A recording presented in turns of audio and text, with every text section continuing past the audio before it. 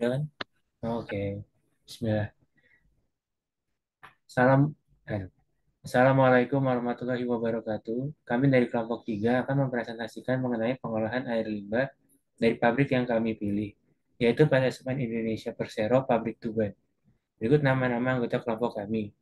Ada Margareta, Ismi, Abib, Andika, dan Raffi. Next. PT Semen Indonesia Persero Tbk merupakan badan usaha milik negara yang bergerak dalam bidang produksi semen. Selain itu, PT Semen Indonesia juga mengklasifikasikan bisnisnya ke dalam segmen produksi non-semen. PT Semen Indonesia bermula dari seorang sarjana Belanda yang bernama Ervan S. Menemukan adanya deposit batu kapur dalam jumlah besar di Indonesia, tepatnya Gresik, yang dapat memenuhi kebutuhan pabrik semen selama 60 tahun dengan kapasitas produksi 250.000 ton per tahun. Pabrik semen Gresik diresmikan pada tanggal 7 Agustus 1957 oleh Bapak Insinyur Soekarno. Kemudian pada tahun 1961, kapasitas pabrik ini ditambah menjadi 375.000 ton per tahun dengan menambahkan satu unit kilang.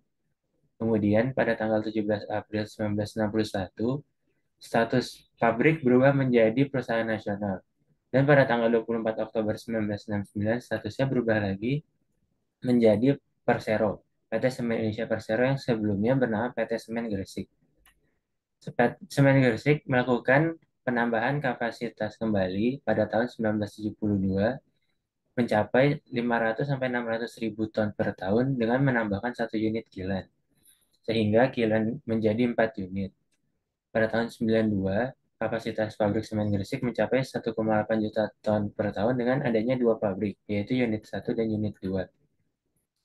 Pada 16 November 1994, PT Semen Gresik melakukan penambahan satu unit kembali.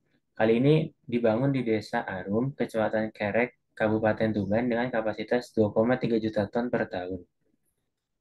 Pada tahun 1997, pabrik Tuban 2 didirikan, sehingga kapasitasnya naik menjadi 4,6 juta ton per tahun.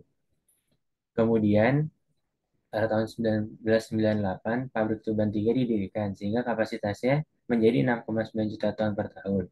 Dan pada tahun 2012, pabrik Tuban 4 dioperasikan dan kapasitasnya menjadi 1 juta ton per tahun.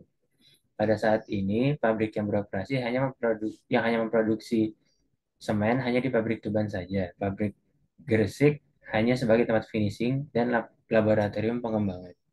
Next.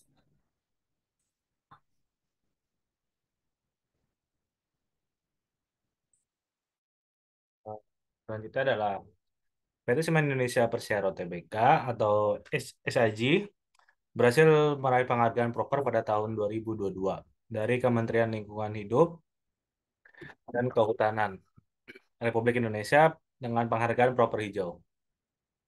Dengan sumber daya manusia yang dilandasi filosofi dan dorongan atau untuk berprestasi, bersaing dan bertanggung jawab, Persero menerapkan tiga landasan utama dunia usaha atau triple bottom line agar mampu bertahan dan berkembang. Untuk pengolahan lingkungan dijabarkan dalam tiga strategi utama sebagai dalam yang pertama adalah perusahaan sangat peduli terhadap dampak yang ditimbulkan akibat beroperasinya pelayanan produksi dengan melakukan upaya pencegahan pencemaran. Dan yang kedua adalah dalam hal penghematan penggunaan sumber daya, perusahaan menerapkan efisiensi dan konservasi sumber daya.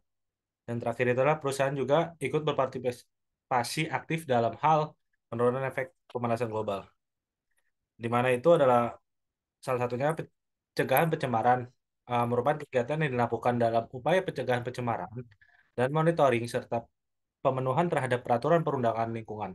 Dan yang kedua adalah efisiensi, konservasi sumber daya, dan biodiversity, di mana perusahaan menerapkan upaya efisiensi, konservasi sumber daya, dan biodiversity dalam kaitan untuk menjaga kelangsungan dan ketersediaan sumber daya, serta melestarikan keanekaragaman hayati dengan program meliputi efisiensi energi, efisiensi dan konservasi air, pengolahan limbah B3 dan non-B3, pemanfaatan alternatif full dan raw materials atau AFR, dan yang terakhir adalah biodiversity. Dan untuk selanjutnya adalah penurunan greenhouse gas atau GHG, di mana perusahaan berpartisipasi aktif dalam upaya penurunan gas rumah kaca atau GHG untuk meminimalkan efek pemanasan global dengan melakukan kegiatan seperti meningkatkan produksi blended cement, dan yang kedua adalah pengganti bahan perusak ozon seperti fire extinguisher, freon, dan lain sebagainya dengan bahan yang lebih ramah lingkungan. Dan selanjutnya adalah pemanfaatan biomas sebagai bahan bakar alternatif pengganti bahan bakar fosil. Dan selanjutnya lagi, implementasi teknologi berbasis ramah lingkungan dan implementasi Clean Development Mission atau CND Project dan lain-lain. Sertifikat sistem manajemen perseroan yang diperoleh dari lembaga sertifikat maupun akreditasi meliputi sertifikat ISO 9001, sertifikat SML ISO 1401, dan sertifikat SMK 3, sertifikat SM Lab ISO 17025, dan yang terakhir adalah sertifikat OSAS 18.1801. Next.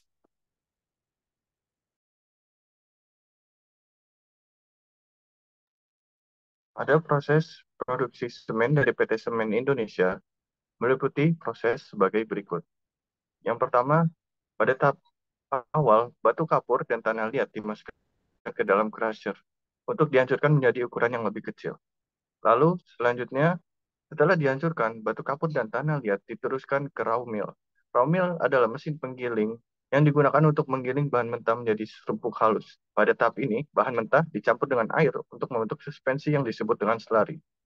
Slurry yang dihasilkan dari raw mill kemudian dialirkan menuju kiln. Kiln adalah tungku panjang berbentuk silinder di mana bahan mentah dipanaskan hingga mencapai suhu tinggi. Selama proses ini, bahan bakar seperti batu bara digunakan dalam cold mill untuk memasok kebutuhan energi dalam proses pembakaran di kiln. Penggunaan batu bara dalam cold mill membantu menjaga suhu yang diperlukan untuk proses pembentukan klinker. Setelah melewati kiln, klinker yang terbentuk didinginkan dengan dihancurkan menjadi serbuk halus dalam finish mill. Pada tahap ini, bahan tambahan seperti gypsum atau kalsium sulfat juga ditambahkan ke dalam klinker untuk mengatur waktu pengerasan pada semen. Dan proses terakhir yaitu adalah packer, yang dimana proses packing untuk semen yang selanjutnya akan didistribusikan ke seluruh Indonesia maupun diekspor ke seluruh dunia. Next. Baik, selanjutnya yaitu untuk proses pengolahan limbah cair yang ada di PT Semen Tuban. Untuk sumber limbah cair yang ada di PT Semen Indonesia Pabrik Tuban ini ada dua, yaitu untuk limbah cair non B3 atau domestik dan limbah cair B3. Untuk limbah cair non B3 dihasilkan dari air bekas aktivitas sehari-hari, sedangkan limbah B3 dihasilkan dari oli bekas dari kegiatan maintenance peralatan maupun dari alat transportasi dan cairan kimia dari kegiatan pengujian mutu di laboratorium. Baik, yang pertama untuk metode pengelolaan limbah cair non B3 bisa dilihat dari BFD proses yang di slide, yaitu untuk proses pengolahan limbah cair melibatkan beberapa tahapan, di mana setelah limbah cair non B3 dihasilkan dari berbagai sumber dalam proses produksi semen, limbah tersebut akan disalurkan ke regu water treatment. Untuk memenuhi kebutuhan air di PT Semen Tuban digunakan sumber air dari Bozem dan Waduk Temandang, di mana ditampung di dalam raw water 1, jadi sebelum digunakan sebagai air sanitasi dan juga untuk air proses. Yang pertama untuk tahap-tahap proses dalam air sanitasi, yaitu sumber air untuk keperluan sanitasi ini dari raw water 1. Untuk mengalirkan air tersebut dipergunakan 3 pompa sentrifugal, di mana letak pompa ini berada di bawah permukaan bak penampung. Selanjutnya air dialirkan ke bak pengendapan awal. Air dari bak penampung yang dialirkan ke bak pengendapan mengandung partikel-partikel padat kecil seperti lumpur, pasir, dan lain-lain. Sebagian partikel ada yang mudah mengendap karena adanya gaya gravitasi dan sebagian lagi tidak mudah mengendap sehingga dilakukan proses koagulasi. Air dari bak pengendapan awal dipompa ke clarifier melewati tangki aerasi. Di sini diberi larutan alum dan udara yang berfungsi sebagai pengaduk. Sisa kotoran yang terlarut dalam air dipisahkan dengan flokulasi menggunakan alum dan soda as, di mana proses koagulasi dilakukan di tangki aerasi tersebut. Selanjutnya, air dari proses flockulasi dan koagulasi masih mengandung mikroba-mikroba yang berbahaya, maka untuk membunuh kuman-kuman tersebut diberi kaporit yang mengandung unsur Cl sebagai desinfektan. Kemudian, air dari clarifier dialirkan secara gravitasi ke sand filter sebanyak 7 buah, sedangkan yang bekerja secara efektif ada 7 buah dengan masing-masing debit maksimumnya 50 meter kubik per jam, sementara 3 buah yang lainnya dilakukan pencucian. Air kemudian masuk ke tahap terakhir yaitu background dengan kapasitas 546 meter kubik. Nah, itu untuk air sanitasi. Kemudian untuk tahap-tahap proses dalam pengolahan air proses. Di sini untuk proses produksinya, tingkat kesadaran air yang berasal dari raw water yaitu di atas 300 ppm. Jadi harus dikurangi agar apabila digunakan pada proses air pendingin tidak akan menimbulkan kerak dan juga untuk menghindari terbentuknya flok-flok pada pipa saluran air. Cara yang digunakan oleh bagian pengolahan air di PT Semen Tuban ini yaitu yang pertama, kesadahannya dihilangkan dengan menggunakan bahan kimia, ada berupa kapur atau CaOH 2 kali, di mana di sini berbentuk bubuk dan ditampung di dalam silo silindris. Kemudian di sini digunakan untuk menghilangkan kesadahan sementara yang berasal dari garam karbonat dan bikarbonat. Untuk sludge yang keluar dari clarifier, pelunakan ditampung di dalam bak penampung sludge yang di dalamnya terdapat kapur dan soda yang telah dipakai untuk proses pelunakan sebelumnya. Bak ini untuk memisahkan sludge dan air berdasarkan gaya gravitasi, air akan mengalir ke sistem drainase dan lumpur tetap tinggal di dalam bak. Selanjutnya, air kemudian dilewatkan pada background dengan kapasitas 198 meter kubik. Air dari background ini kemudian dipompa menuju elevated tank untuk selanjutnya digunakan sebagai air proses atau air pendingin dan didistribusikan ke cooling tower sebagai air make-up, di mana cooling tower ini untuk sistem pendingin yang dipergunakan untuk mendinginkan air proses seperti pendingin mesin, heat exchanger, kompresor, dan lain-lain. Next, untuk selanjutnya yaitu pengolahan limbah cair B3. Metode pengelolaannya dapat dilihat di BFD di slide, yaitu yang pertama, limbah cair B3 berupa oli bekas dikumpulkan dari berbagai sumber di pabrik semen, kemudian dilakukan proses pemurnian atau oleohidrodesulfurisasi untuk menghilangkan kontaminan dan senyawa sulfur dari limbah cair B3. Hal ini penting agar limbah cair tersebut memenuhi standar yang diperlukan untuk digunakan sebagai bahan bakar di kilen. Setelah proses pemurnian, limbah cair B3 disimpan di dalam tangki penyimpanan bahan bakar. Nah, di sini limbah cair B3 ini sudah siap digunakan kembali sebagai bahan bakar di kilen. Next. Untuk meningkatkan kualitas air limbah yang telah diolah di PT Semen Indonesia Persero Pabrik Tuban ini, berikut adalah beberapa saran untuk proses pengolahan air limbah. Yang pertama yaitu monitoring rutin, di mana hal ini penting untuk mengidentifikasi perubahan atau masalah potensial dalam proses pengolahan dan segera mengambil tindakan perbaikan. Yang kedua yaitu penggunaan teknologi lanjutan. Teknologi ini dapat membantu menghilangkan kontaminan yang sulit diolah dan meningkatkan efisiensi pengolahan air limbah. Yang ketiga, adanya penerapan sistem pengendalian kimia.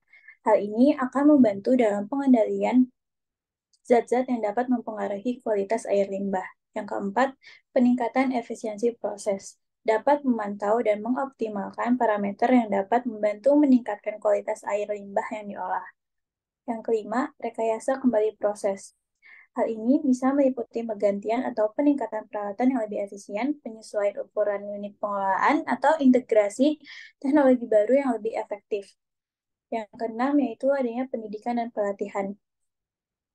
Akan membantu memahami pentingnya kualitas air limbah, pemeliharaan peralatan, dan pengoperasian yang baik untuk mencapai hasil yang optimal. Dan yang terakhir yaitu yang ketujuh, kerjasama dengan pihak eksternal. Hal ini dapat membantu mengidentifikasikan dan menerapkan solusi yang inovatif dan efektif. Dengan menerapkan saran-saran tersebut, PT Semen Indonesia dapat meningkatkan kualitas air limbah yang telah diolah, menjaga keberlanjutan lingkungan, dan mematuhi peraturan yang berlaku. Sekian presentasi dari kelompok kami. Apabila Ada kurangnya mohon dimaafkan. Assalamualaikum warahmatullahi wabarakatuh.